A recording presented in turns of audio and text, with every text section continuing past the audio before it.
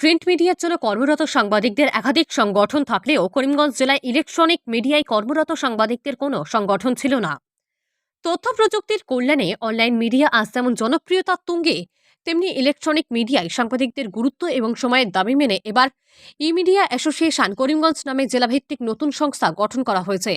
সাংবাদিক শীর্ষেন্দু শ্রীকে সভাপতি এবং হিল্লাল দত্তকে সম্পাদক মনোনীত করে নবগঠিত কমিটিতে রয়েছেন 17 জন সদস্য। নিরপেক্ষতা বজায় রেখে স্বাধীনভাবে সাংবাদিকতা করা ও জেলায় কর্মরত সাংবাদিকদের অধিকার আদায়ের লক্ষ্যে নতুন বছরে আত্মপ্রকাশ ঘটে এই মিডিয়া অ্যাসোসিয়েশন নামের সংগঠনটির।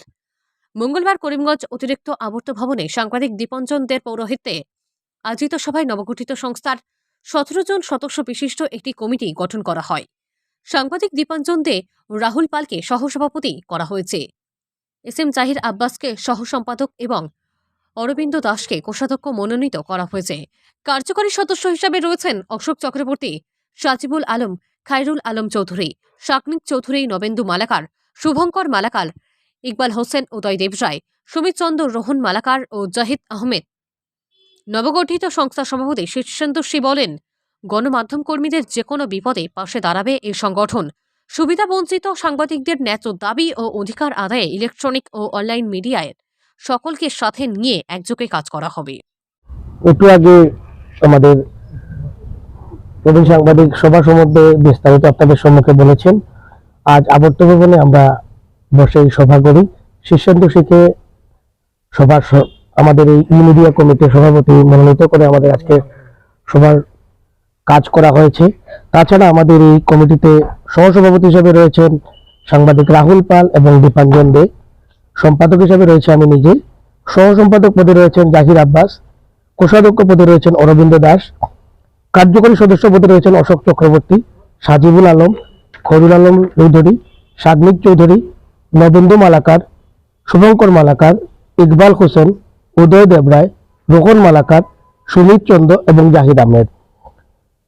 মূলত সাংবাদিকরা বিভিন্ন সমস্যা নিয়ে জর্জরিত। বিশেষ করে আপনারা জানেন আমাদের জেলার বিভিন্ন সাংবাদিকরা এখন পর্যন্ত রিকগনিশন কার্ডটি পর্যন্ত পাননি।